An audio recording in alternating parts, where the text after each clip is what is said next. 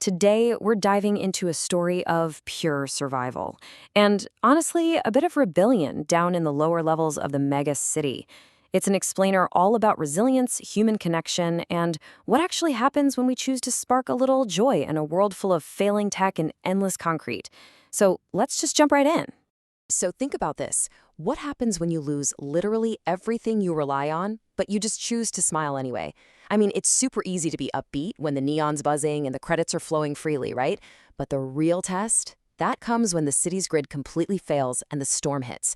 Keep this question in mind because it frames the entire journey of this incredible survivor we're focusing on today. Her name is Lotha. Our story kicks off way down in the shadowed, super crowded lower sectors of the city. Now, Lotha didn't have a fancy high-rise hab, a working hover car, or, some secret cache of digital credits to fall back on. But what she lacked in cyber wealth, man, she completely made up for it in spirit. Down in a sector that is basically defined by cold metal and towering industrial shadows, she had an incredibly big heart and this bright smile that just cut right through the gloom. Let's break down the mechanics of Lotha's daily hustle. Every single cycle, before the sector's artificial sun even booted up, she was out there sourcing these synthetic bioluminescent flowers. They ran on these tiny little power cells, offering this rare, beautiful burst of color in a pretty gray world. She'd set up her spot right by the roadside transit hubs, selling glowing garlands to exhausted commuters. Her credit earnings were microscopic, sure, but she lived with such abundant gratitude, always polite and always thankful for whatever the cycle brought her way. But hey, we all know the status quo in the megacity never actually lasts, right? Enter the toxic acid monsoons. And we're not just talking about a passing shower here. The district's climate control systems totally failed, locking the sky into this permanent, gloomy gray. The streets flooded with chemical runoff, and Lotha's super delicate synthetic inventory was just completely exposed to the harsh elements. Just look at how this pressure compounds. Day 1, you've got this soft, acidic drizzle. Annoying for sure, but manageable. But then day 2 hits. The drainage systems totally back up, flooding the alleys. And by day 3, it's an absolute disaster. Her bioluminescent flowers short out. They go totally soggy, sales flatline at 0. Commuters are just rushing by under reinforced umbrellas, heads down, completely ignoring her, while she sits there in wet clothes, watching her only livelihood literally wash into the city's gutters. So this brings us to a huge turning point. She's staring down 0 sales, freezing rain, and completely ruined tech. I mean, for a second, she genuinely wanted to give up. And honestly, who wouldn't? But instead of succumbing to the absolute misery of the lower levels, she made this deliberate, conscious pivot. She looked at all the angry, rushing, freezing people around her and decided, you know what? I'm going to be the light in this smog. Her whole pivot is basically summed up by one profound thought. They need a smile more than I need a sale. Just let that sink in for a second.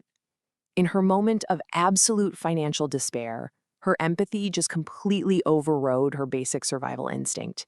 She recognized that this system failure wasn't just happening to her, it was crushing everyone else too.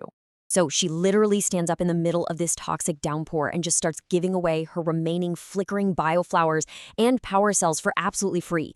She's telling people to just take one and smile. And the reactions? They are incredible. A little girl stops, giggles, and sort of steps into Latha's warmth. It's almost as if her kindness created a literal glowing force field right in the middle of a miserable storm.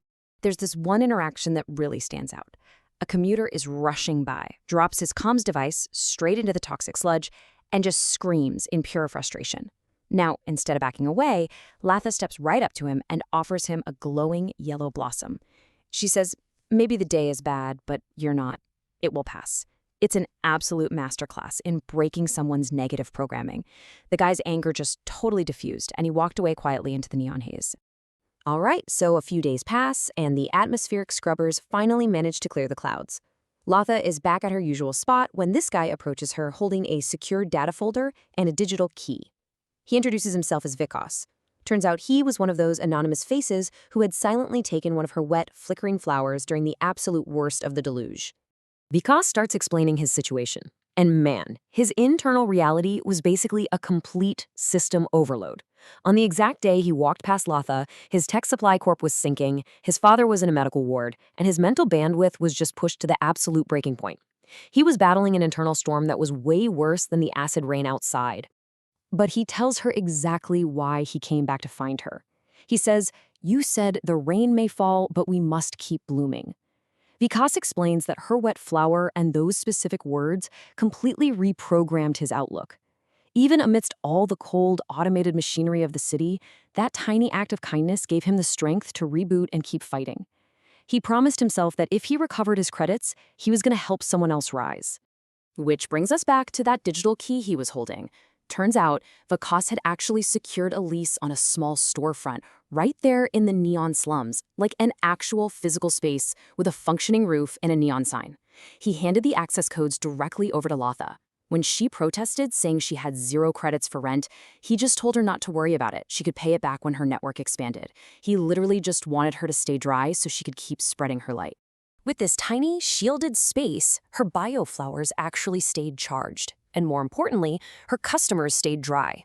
Smiling Flowers quickly became this total beacon in the sector. But here's the best part. She didn't hoard this blessing. She scaled her operation. She hired 2 women from the lower levels who desperately needed work, teaching them not just how to maintain the synthetic blooms, but how to treat the city's residents with genuine warmth. Okay, let's fast forward a bit. Cycles pass, and inevitably, the atmospheric scrubbers fail again. Another toxic, stormy morning rolls in. This sets up such a beautiful, cyclical narrative structure that really hammers home the core system protocol of our explainer today. The parallel here is just wild. We all remember Lotha from years ago, right? Freezing, hopeless, her inventory completely shorted out by the storm. And now, standing right outside Lotha's shop today, is a young girl in the exact same predicament, drenched clothes, holding a basket of ruined blooms, just looking entirely defeated by the crushing weight of the city.